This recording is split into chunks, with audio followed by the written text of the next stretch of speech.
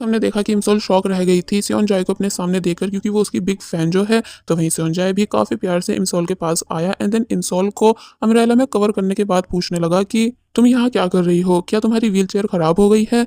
तो तब इम्सोल, जो कि अभी भी सदमे में है, वो खुद से कहने लगी कि मैं आखिर कुछ बोल क्यों नहीं पा रही हूँ। और फिर फाइनली इम्सोल ने होश में आकर बताया कि मैं आपकी बहुत ही बड़ी फ़ैन हूँ, यानी कि बहुत ही ज़्यादा। तो तब सेओनजाए हँसकर कहने लगा कि वो तो मैं ऑलरेडी समझ चुका हूँ तुम्हारे हेयर बैंड को देखकर। इंसॉल बताती है कि ये फैन ग्रुप का नेम है जिसको मैं हैंडल करती हूँ। तो तब सियोंजाए हंसने लगा, लेकिन जब जैसी उसने नोटिस किया कि इंसॉल के हाथ फ्रीज हो रहे हैं, इसलिए उसने अपना हैंड वार्म बैग इंसॉल को दे दिया।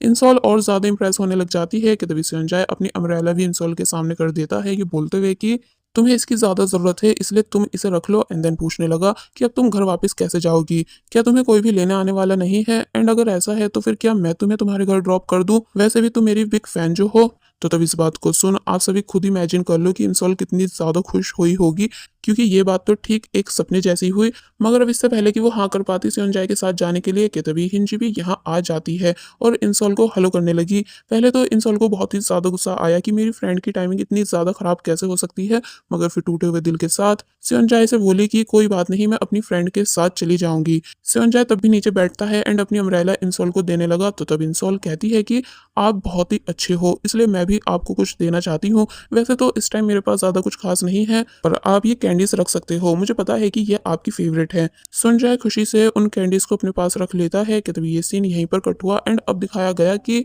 सुनजाए जो कि ध्यान से इमसॉल की दी हुई चीज देख रहा है। तो वहीं इमसॉल वापस घर आकर बहुत ही ज्यादा खुश थी एंड देन अपनी मॉम से उस पर्सन के बारे में पूछने लगी जिसने उसकी जान को बचाया था जब उसके पैर पैरालाइज हो गए थे। तो तब मॉम बोली कि तुम अचानक ये सब क्यों पूछ रही हो, और वैसे भी अब काफी टाइम हो चुका है उस एक्सीडेंट को हुए हुए। तो तब इंसोल तो चुप हो गई, लेकिन उसकी मॉम के एक्सप्रेशन से ऐसा लग रहा था जैसे कि कुछ बात है जो कि वो इंसोल से छुपा रही है। वेल अब दिखाया जाता है कि इंसोल अपने रूम में बैठकर पहले से अनजाई की दी हुई अम्ब्रेला को संभाल कर रखती है, उसे क्लीन करके एंड देन उस वार्म बैग को भी अपने पास रख लेती है उन सभी चीज़ों के साथ जो जो सेओनजाई की है। आज के कॉन्सर्ट के फोटोज भी इंटरनेट पे आ चुके थे, इसलिए इमसोल उनको देख देख कर काफ़ी ज़्यादा खुश होने लगी। और वहीं हमें सेओनजाई दिखाया गया जो कि ठीक कंडीशन में नहीं था, यानी कि एक तो उसके मोबाइल पर नॉन स्टॉप उसके मैनेजर की कॉल आ रही थी जिन्हें वो पिक नहीं कर रहा होता है, एंड साथ ही टेबल पर डिप्रेशन की बहुत सारी मेडिसिन गिरी हुई थी। कि तभी बाहर हमें दो लड़कियां दिखाई गई जो कि बातें कर रही हैं कि क्या तुम्हें पता है कि मिस्टर सियंजाई हमारे ही होटल में रुकने आए हुए हैं। तो तब दूसरी लड़की बोली कि हाँ मैंने भी उनको देखा था, वो कितने ज्यादा हैंडसम है। कि तभी अचानक कोई टॉप फ्लोर से नीचे स्विमिंग पूल में आकर गिरा, जो कि और कोई नहीं बल्कि सियंजाई ही है। इसका मतलब सियंजाई ने सुसाइड कर ली। और वहीं इमसोल जो कि सोच रही थी कि तभी उसके मोबाइल पर नॉनस्टॉप कई सारी नोटिफिकेशंस आने लगी इसी न्यूज़ के बारे में, जिसको देख पहले तो इमसोल बिल्कुल भी यकीन करती ही नहीं कि नहीं ऐसा हो ही नहीं सकता, ये ज़रूर कोई फेक न्यूज़ होगी।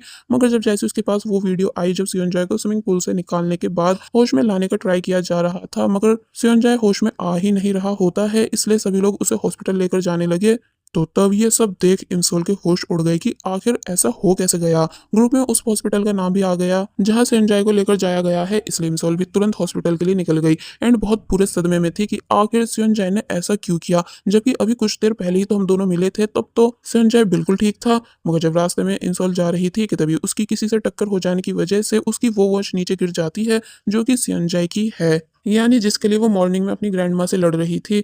इंसॉल पहले तो परेशान हुई कि वो कैसे नीचे जाए, इसलिए तभी स्टेयर्स पे से गिरकर नीचे गई और फिर फाइनली काफी मुश्किल से उस वॉच को उठा लेती है। लेकिन जब जैसे ही उसको कंफर्म न्यूज़ पता चली कि सियोंजाय अब सच में इस दुनिया में नहीं रहा, क्योंकि डॉक्टर्स ने उसको बचाने की बहुत कोशिश की लेकिन बचा नहीं पाए। साथ ही सुसाइड का रीजन डिप्रेशन बताया जा रहा था कि मिस्टर सियोंजाय खुद को बहुत ही ज्यादा अकेला फील करते थे, इसलिए डिप्रेशन में रहते थे एंड इसी वजह से उन्होंने सुसाइड की। तो तब ये न्यूज़ सुन इमसोल का दिमाग चकरा गया कि आखिर ये सब क्या हो रहा है, क्या सच में मेरा क्रश यानी मेरा फेवरेट आइडल इस दुनिया से जा चुका है। कि तभी अचानक वॉच में कुछ हुआ जिस वजह से अचानक वहां का टाइम रुक गया एंड जो जो लोग चल रहे थे वो सब भी स्टॉप हो जाते हैं और फिर तभी टाइम घूमा एंड इंसोल डायरेक्ट टाइम में पीछे आ गई, यानी कि अपने स्कूल टाइम में जहाँ पर टीचर इंसोल को क्लास में सोने के लिए डांट रहे थे। इंसोल हैरानी से सभी को देखती है कि मैं आखिर यहाँ कैसे आ गई, एंड देन अपने टीचर को देख कहने लगी कि अरे बुलडॉग। तो ये सुन पूरी क्लास हंसने लगी, क्योंकि ये वो निकनेम है जो हर स्टूडेंट अपने टीचर को देता है। इसलिए आप सभी भी कमेंट सेक्शन में जरूर बताएं कि क्या आपने भी कभी अपने टीचर्स को निकनेम्स दिए हैं, फनी में या फिर स्वीट्स में। वेल टीचर गुस्से से बोले कि खड़ी हो जाओ। तो ये सुन वो जब जैसे उठी तो तब और ज्यादा सरप्राइज रह गई कि क्या सच में अब मैं खड़ी हो सकती हूँ, इसका मतलब क्या मैं कोई सपना देख रही हूँ। अगर ये वाकई में मेरा एक सपना है, वो भी स्कूल टाइम का, तो फिर पक्का सेओनजाए भी यहीं पर होगा। और फिर तभी सेओनजाए को ढूंढने भाग गई एंड टीचर के रोकने पर भी नहीं रुकी।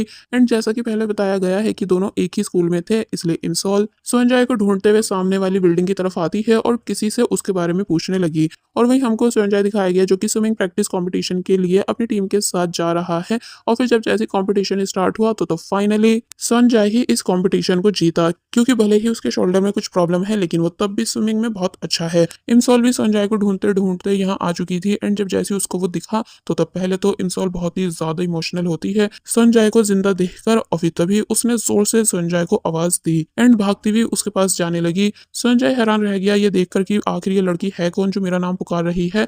तो वहीं बाकी सभी लोग भी हैरानी से इमसॉल को आते हुए देख रहे थे। पहले सभी को लगा कि ये लड़की और स्विमर्स के पास आएगी, इसलिए वो सभी उनको प्रोटेक्ट करने लग जाते हैं, लेकिन ऐसा होता नहीं। यानी वो सबको छोड़कर डायरेक्ट सेओनजाए के पास आई एंड उसे हक कर लेती है। सेओनजाए के होश उड़ गए तो वहीं बाकी सब लोग भी ये नज़ारा देख हैरान थे कि आखिर आजकल के बच्चों को हो क्या गया है। सेओनजाए इमसॉल को पीछे करता है लेकिन वो होती नहीं, और फिर तभी सेओनजाए से सॉरी करने लगी, ये बोलते हुए कि तुम कितने ज़्यादा अकेले थे, डिप्रेशन में थे, लेकिन मुझे तुम्हारे इस दर्द के बारे में पता नहीं चला, इसलिए प्लीज़ मुझे माफ़ कर दो कि मैं तुम्हें प्रोटेक्ट नहीं कर पाई। सेओनजाए थोड़ा शांत हो चुका था इमसॉल की इन सभी बातों को सुनकर, मगर तभी गार्ड्स आते हैं एंड इमसॉल को ज़बरदस्ती अपने साथ लेकर जाने लगे। इमसॉल बोली भी कि ये तो ड्रीम है, तभी आप सभी मुझे क्यों रोक रहे हो। और फिर तभी नॉन स्टॉप सेओनजाए को आई लव यू कहने लगी, जिसको वो बस हैरानी से देख रहा था। फाइनली इमसॉल को बाहर कर दिया गया था, लेकिन इस चक्कर में उसको चोट भी आ चुकी थी, इसलिए गार्ड्स इमसॉल को सॉरी करते हैं। तो तब इमसॉल को ये बात बहुत ही अजीब लगी कि जब ये मेरा ड्रीम है तो फिर मुझे चोट महसूस क्यों हो रही है। इसलिए फिर वो शांति से रोड पर चलने लगी इन सभी बातों को नोटिस करते हुए। एंड वही वॉच भी उसके पास थी जो कि पानी में गिर गई थी। एक्चुअली अभी मिसॉल को समझ नहीं आ रहा है कि वो टाइम ट्रैवल कर चुकी है, यानी कि उसे अभी तक ये लग रहा है कि ये सब सिर्फ एक सपना है। लेकिन जब जैसे ही उसने ब्रिज देखा तो तब उसको अपने क्लाइंट एस्ट्रोलॉजर की बात याद आने लगी कि ब्रिज क्रॉस करते ही आत्मा हमेशा के लिए दुनिया से चली जाती है। इसलिए ये सब याद कर वो काफी बुरी तरह शॉक रह गई कि क्या सच में मैं मर चुकी हूँ। अब हम देखते हैं कि सेओनजाए जो कि वापस अपने घर जा रहा था कि तभी इमसोल को बेटा देख रुक गया और पूछने लगा कि तुम ऐसे क्यों बैठी हो, यानी क्या कुछ हुआ है। इंसोल के हाथ में सेओनजाए की वॉच थी, इसलिए वो उसे ले लेता है ये कहते हुए कि ये तो मेरी जैसी है। तो वही इंसोल गिर गई एंड कहने लगी कि मुझे यकीन नहीं आ रहा है कि मैं मर चुकी हूँ, तभी तो तुम्हें भी देख पा रही हूँ क्योंकि तुम भी मर चुके थे। और फिर तभी खड़े होकर कहने लगी कि अब मुझे क्या करना चाहिए, पता नहीं मेरी मॉम और ग्रैंड माँ की क्या हालत होगी ये जानकर कि अब मैं उनके साथ नहीं हूँ। सेओनजाए को कुछ भी समझ नहीं आ रहा होता है कि आखिर ये बोल क्या रही है, इसलिए जब वॉच के बारे में पूछने लगा तो तब वो बोली कि ये तुम्हारी ही है, इसलिए तुम इसको रख सकते हो। सेओनजाए हैरानी से कहता है कि क्या सच में ये मेरी वॉच है, पर ये तुम्हारे पास कैसे आई थी। मगर इंसोल सिर्फ अपनी बातों में खोई हुई होती है एंड देन कहने लगी कि इस ब्रिज को क्रॉस करते ही हम हमेशा के लिए इरेज हो जाएंगे, इसलिए चलो इसे क्रॉस ही नहीं करते एंड यहाँ से भाग चलते हैं। पर क्योंकि सेओनजाए का घर ही इस ब्रिज को क्रॉस करने के बाद आता है, इसलिए वो यहाँ से जाने लगा। इंसोल पहले तो बहुत कोशिश करती है उसको रोकने की, लेकिन जब वो रुका नहीं तो तब उसने सेओनजाए को बैक हग कर लिया, ये कहते हुए कि प्लीज मत जाओ, मैं तुम्हारे बिना नहीं रह पाऊंगी, इसलिए क्यों ना हम दोनों साथ में रहें। तो ये सुन सेओनजाए डर जाता है कि इसका इस बात से क्या मतलब, इसलिए जल्दी से यहाँ से भागने लगा एंड टैक्सी रुकवा कर उसमें बैठकर चला गया।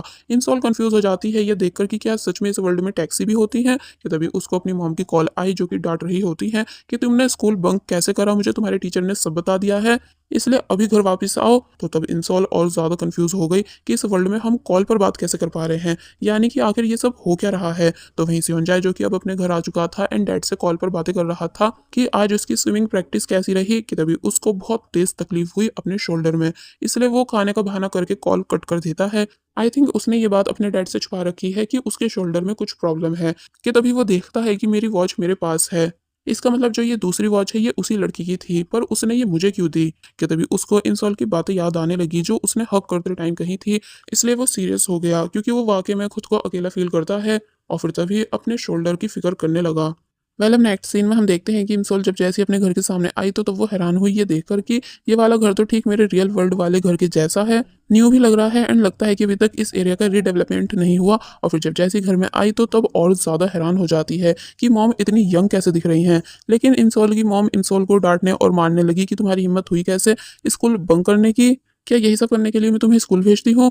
तो तब इंसोल तो कुछ भी नहीं कह रही थी, मगर तभी बुरी तरह शौक रह गई ये देखकर कि ये सन 2008 चल रहा है। इसलिए उसको ये चीज़ काफ़ी ज़्यादा अजीब लगने लगी और फिर जब जैसे ही वो अपनी ग्रैंडमदर के पास आई जिनकी इस समय में मेंटल हेल्थ बिल्कुल ठीक है, यानी कि अभी वो नॉर्मल है, इसलिए इंसोल काफ़ी ज़्यादा खुश हो जाती है, ये देखकर कि उसकी ग्रैंडमदर को वो याद है। मतलब इंसोल ने ध्यान से अपने रूम को देखा जो कि पहले जैसा है, यानी जैसा कि वो इंसोल के स्कूल टाइम में हुआ करता था, इसलिए वो काफ़ी ज़्यादा इमोशनल होने लगी और फिर जब उसे मंथ पता चला कि ये जून चल रहा है, तो तब उसको समझ आ गया कि ये वो टाइम है जो मेरे एक्सीडेंट से पहले का था।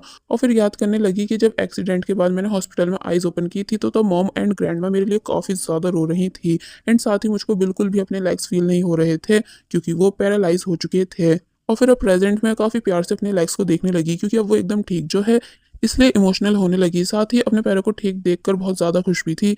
जिसके बाद अब दिखाया जाता है कि मिसोल रात में अपनी मॉम और ग्रैंडमदर के पास सोने के लिए आई एंड दोनों के हाथ पकड़कर लेट गई एंड खुद से कहने लगी कि शायद ये सब सिर्फ एक ड्रीम है एंड जब मैं सुबह सोकर उठूंगी तो तब दोबारा मेरे लेग्स पैरालाइज हो जाएंगे। और फिर जब जैसी सोई एंड सुबह में उठी तो तब उसको वाकई में अपने लेग्स फील नहीं हो रहे थे, इसलिए उसको लगने लगा कि मैं रियल वर्ल्ड में वापस आ चुकी हूँ, लेकिन ऐसा होता नहीं है। यानी कि इंसोल के भाई ने अपने पैर उसके लेग्स पर रखे हुए थे जिस वजह से वो हिल नहीं पा रहे थे। इंसोल ने जल्दी से अपने भाई को धक्का दिया मगर जब जैसी नोटिस करती है कि उसका भाई कितना ज़्यादा यंग दिख रहा है, इसलिए वो अपने भाई को बहुत ही ज़्यादा प्यार करने लगी। मगर उसका भाई कंफ्यूज था कि आखिर ये ऐसा क्यों कर रही है। मतलब नेक्स्ट सीन में दिखाया जाता है कि इंसोल खुशी खुशी स्कूल जाने के लिए तैयार है एंड उसको लग रहा है कि वो अभी भी किसी लॉन्ग ड्रीम में है, यानी कि वो अभी तक समझ नहीं पाई है कि ये सब टाइम ट्रैवल की वजह से हो रहा है। और वहीं सियोंजाई स्कूल में आकर इंसोल के आने का वेट करने लगा क्योंकि वो उसे उसकी वॉच वापस करना चाहता है। तो वहीं इंसोल रनिंग करते हुए स्कूल आ रही है बिकॉज वो काफ़ी ज़्यादा खुश जो है अपने लेग्स को ठीक देखकर, लेकिन जब जैसे ही उसे सियोंजाई अपने सामने खड़ा दिखा तो तब वो रुक गई एंड बहुत ध्यान से सियोंजाई को देखने लगी जो कि अपने दोस्त से बातें कर रहा था एंड हंस भी रहा होता है। तो तब इंसोल को याद आने लगा कि कैसे कैसे न्यूज़ में सियोंजाई की डेथ के बारे में बताया गया था, इसलिए इंसोल की आंखों में आंसू आ गए, यानी कि वो बहुत ही बुरी तरह रोना शुरू कर देती है। बारिश भी स्टार्ट हो चुकी थी और फिर अब जैसी फाइनली सियोंजाई ने भी इंसोल को देखा तो तब वो काफ़ी ज़्यादा हैरान हुआ कि ये रो क्यों रही है।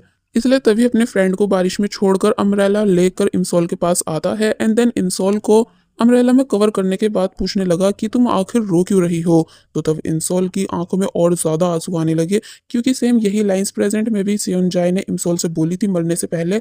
और बस फिर इसी सीन के साथ पार्ट 2 यहीं पर एंड हो जाता है।